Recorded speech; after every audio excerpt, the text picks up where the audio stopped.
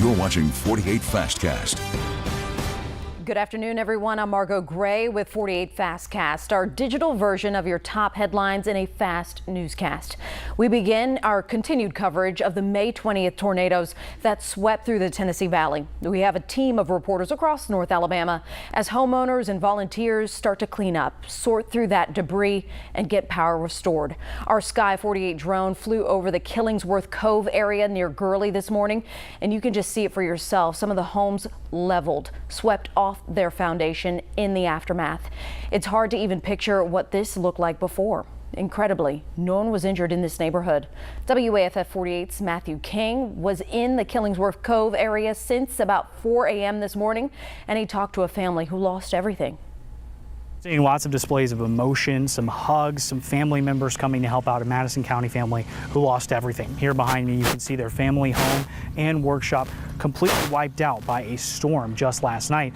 And across the street is the debris from that home. The storm was so powerful, it pushed everything across the street to this field right here in this valley. All the mud, debris, everything you see behind me was their family home and their workshop. Now community members out here to support the family after they lost everything. At one point when we were watching the coverage, Brad Travis paused, took a deep breath, and he said, "Oh man, this is bad." And I told my wife, I said, "Hey," we need to take this very serious. Dusty Gibson and his family flocked to a storm shelter before another round hit his home head on. When they came back, they found devastation waiting for them. The shelter, we were there for 10, 15 minutes, I guess, and heard it hit, and then came up here and just saw all the destruction. Everything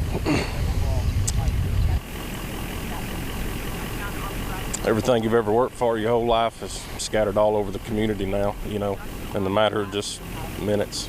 But despite the damage, he's counting his blessings, knowing no one in his community was hurt. All of this can be replaced.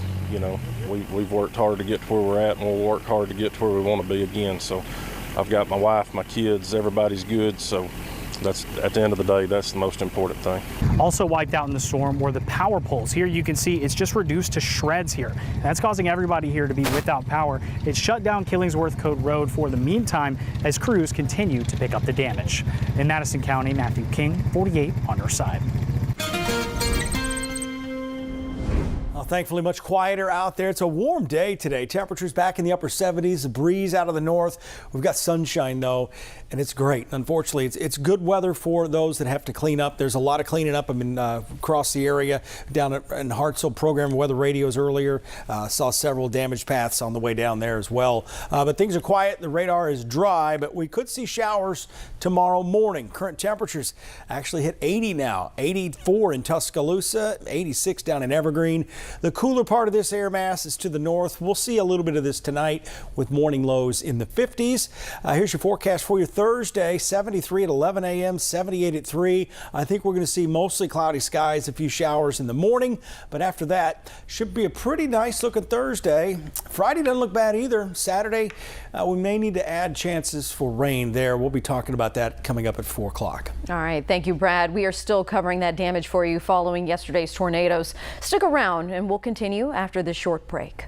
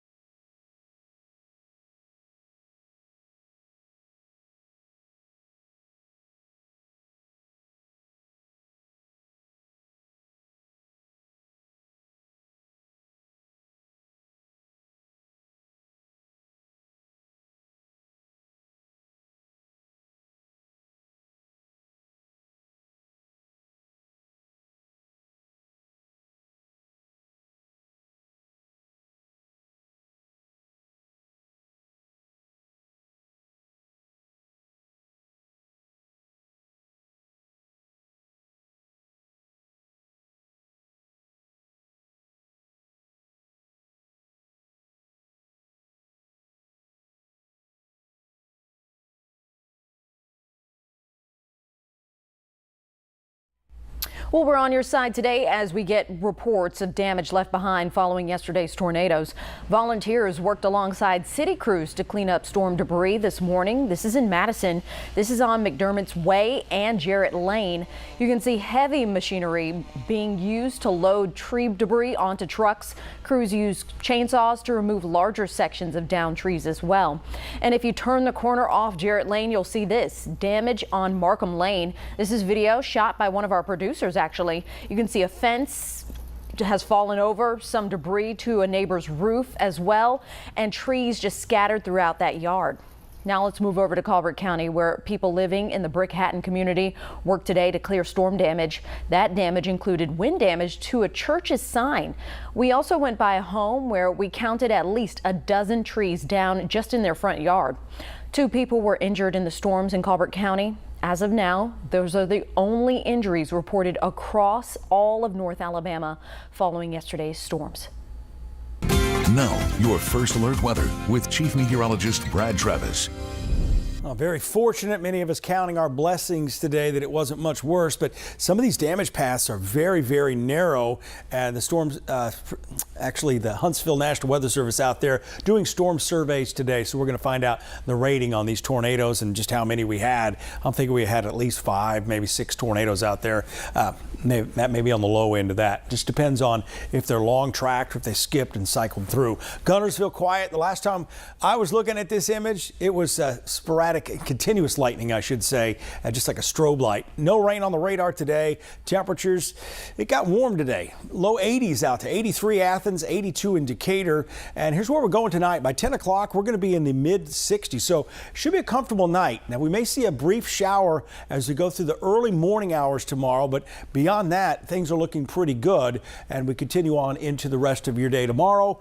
The afternoon should be improving. Friday looks good too. Satellite, not much going on around here, but down to the south, they had a round of thunderstorms along the Gulf Coast earlier today.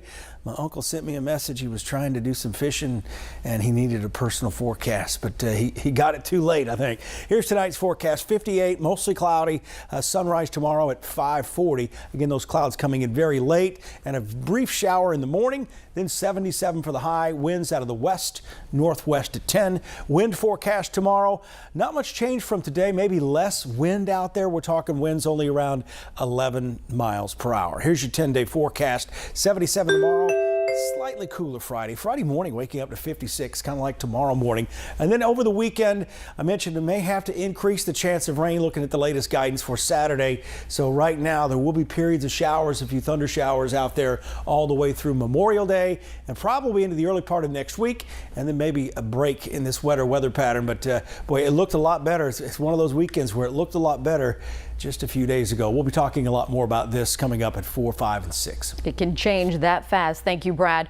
Well, that'll do it for your Fast Cast. We'll be back here online in just a few minutes with the Before the 4 headlines. And then don't forget to join us starting at 4 o'clock on air as we continue to cover the damage from those May 20th tornadoes. Have a good and safe afternoon.